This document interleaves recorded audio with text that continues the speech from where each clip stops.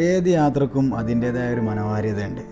അതിനി ഒറ്റയ്ക്ക് യാത്ര ചെയ്താലും നല്ല നമ്മൾ ഒരുമിച്ച് ഫ്രണ്ട്സിൻ്റെ കൂടെ യാത്ര ചെയ്താലും ഫാമിലീൻ്റെ കൂടെ യാത്ര ചെയ്താലും ഏത് യാത്രക്കും അതിൻ്റെ ഒരു മനോഹാരിതയുണ്ട്. യാത്ര എന്ന് പറഞ്ഞാൽ നമ്മൾ നിലവിൽ നിൽക്കുന്നൊരു സ്ഥലത്ത് നിന്ന് മറ്റൊരു സ്ഥലത്തേക്ക് മാറി നിന്നിട്ട് അവിടെ നിന്ന് നമ്മൾ എന്ത് ചെയ്യണം, അവിടുത്തെ കൾച്ചർ നമ്മൾ മനസ്സിലാക്കി, അവിടുത്തെ ഭക്ഷണ രീതി നമ്മൾ മനസ്സിലാക്കി, അവിടുത്തെ സ്ഥലങ്ങൾ നമ്മൾ കണ്ട്, അതിനാണ് യാത്ര എന്ന് പറയുന്നത്.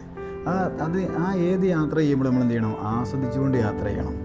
അതിനി ആരുടെ കൂടെ പോയാലും ശരി. ഏറ്റവും മനോഹരമായ യാത്ര എന്ന് പറഞ്ഞാൽ ആരുടെ കൂടെ യാത്ര ചെയ്യുമ്പോഴേ അറിയോ, ഏറ്റവും മനോഹരമായ യാത്ര തൻ്റെ ഉമ്മയുടെയും ഉപ്പയുടെയും കൂടെ, അതായത് മാതാപിതാക്കളുടെ കൂടെ, വൈഫിൻ്റെ കൂടെ, കുട്ടികളുടെ കൂടെ, അവരുടെ കൂടെ മറ്റൊരു സ്ഥലത്തേക്ക്, അതായത് ഞാൻ നേരത്തെ പറഞ്ഞ പോലെ നമ്മൾ നിലവിൽ നിൽക്കുന്നൊരു സ്ഥലത്ത് നിന്നുകൊണ്ട് മറ്റൊരു സ്ഥലത്തേക്ക് പോയി അവിടെ 2 ദിവസം താമസിച്ച് അവിടെ നമ്മൾ എല്ലാ ദിവസവും നമുക്ക് ഉണ്ടാക്കി തരുന്നവർ എന്ത് ചെയ്യാണ്, മറ്റുള്ളവരുടെ കൈകളാൽ നമ്മൾ ഭക്ഷണം കഴിക്കുകയാണ്.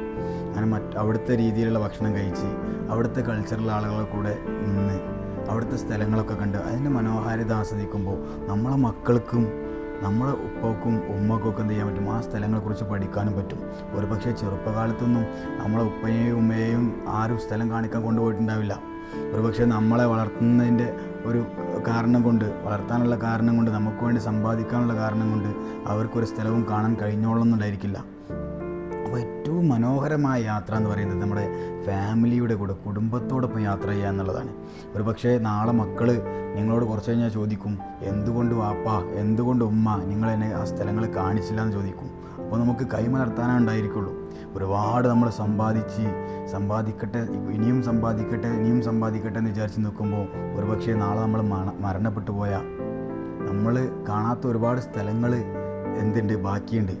അത് നമ്മൾ മനസ്സിലാക്കണം. അതുകൊണ്ട് നമ്മളെ മക്കൾ ഒരു പക്ഷേ നാളെ വളർന്ന് വലുതായി കഴിഞ്ഞാൽ എന്തുകൊണ്ട് വാപ്പാ മറ്റുള്ളവരൊക്കെ ആ സ്ഥലങ്ങൾ കണ്ടു, എനിക്കെന്തുകൊണ്ട് നിങ്ങൾ ആ സ്ഥലം കാണിച്ചെന്നില്ല ചോദിക്കുമ്പോൾ നമ്മൾ കൈമലർത്തേണ്ടി വരും.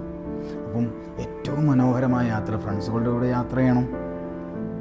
മറ്റുള്ളവർ, നിങ്ങൾ ഒറ്റയ്ക്ക് യാത്ര ചെയ്യുമ്പോൾ ഒരുപാട് സ്ഥലങ്ങളെക്കുറിച്ച് പഠിക്കാൻ കഴിയുള്ളൂ നമുക്ക്. പക്ഷേ അതിനേക്കാൾ ഉപരി ഏറ്റവും മനോഹരമായ, ജീവിതത്തിലെ മനോഹരമായ യാത്ര എന്ന് പറയുന്നത് അത് നിങ്ങളുടെ ഫാമിലിക്ക് കൂടെ, നിങ്ങളുടെ ഉപ്പയുടെ കൂടെ, നിങ്ങളുടെ ഉമ്മയുടെ കൂടെ, നിങ്ങളുടെ ഭാര്യയുടെ കൂടെ, നിങ്ങളുടെ മക്കളുടെ കൂടെ, ഇവരെല്ലാവരെയും കൂട്ടുപിടിച്ചുകൊണ്ടൊരു യാത്ര പോകണം. അത് ഒരു ദൂരദിക്കിലേക്ക് യാത്ര പോകണം. അതായത് നിങ്ങളുടെ നിലവിലുള്ള സ്ഥലത്ത് നിന്ന് മാറി മറ്റൊരു സ്ഥലത്തേക്ക് അവിടെക്കുറിച്ച് പഠിക്കാൻ വേണ്ടിയിട്ട് അവരുടെ കൂടെ റൂം പങ്കിട്ടൊരു യാത്ര പോകണം. അതാണ് ഏറ്റവും മനോഹരമായ യാത്ര. ആ യാത്ര നിങ്ങൾ പോയിട്ടുണ്ടെങ്കിൽ നിങ്ങളുടെ മനസ്സിൽ ഏറ്റവും സന്തോഷം നിറഞ്ഞ ഒരു നിമിഷം ഏതാണെന്ന് പിന്നെ ആരെങ്കിലും നിങ്ങളോട് ചോദിക്കുമ്പോൾ നിങ്ങൾക്ക് എടുത്തു പറയാൻ പറ്റുന്ന ഒരു ദിവസം ആ ഒരു ദിവസമായിരിക്കും.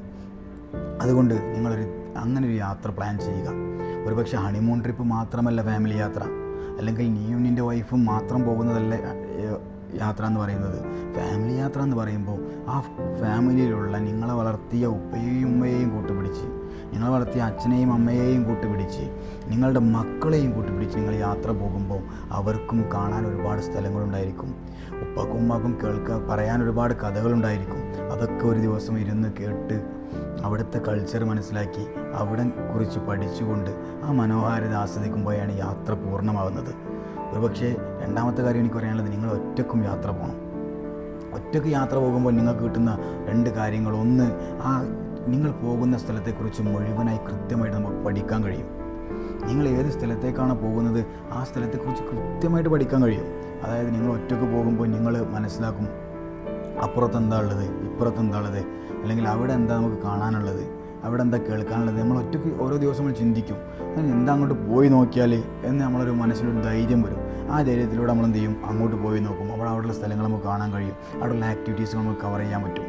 അപ്പോൾ എന്ത് ചെയ്യാൻ പറ്റും, നമ്മൾ ഒറ്റയ്ക്ക് യാത്ര ചെയ്യുമ്പോൾ കിട്ടുന്നൊരു ഫീൽ എന്ന് പറഞ്ഞാൽ നമുക്ക് ഒരുപാട് കാര്യങ്ങൾ പഠിക്കാൻ കഴിയും. ഒറ്റയ്ക്ക് യാത്ര ചെയ്യുമ്പോൾ അത് ഒറ്റയ്ക്ക് യാത്ര ചെയ്യുന്നതോടുകൂടി കിട്ടുന്ന കാര്യങ്ങളാണ്. പക്ഷേ ഏറ്റവും മനോഹരമായ യാത്ര നിങ്ങൾ എന്നും ഫാമിലിയോട് കൂടെ യാത്ര ചെയ്യണമെന്ന് ഞാൻ പറയില്ല. വർഷത്തിൽ ഒരു തവണയെങ്കിലും നിങ്ങൾ ഫാമിലിയോടൊപ്പം യാത്ര ചെയ്യണം. നിങ്ങൾ ഫാമിലിയോടൊപ്പം യാത്ര ചെയ്യുമ്പോഴാണ് നിങ്ങളുടെ മനസ്സിനൊരു കുളിർമ കിട്ടുള്ളൂ.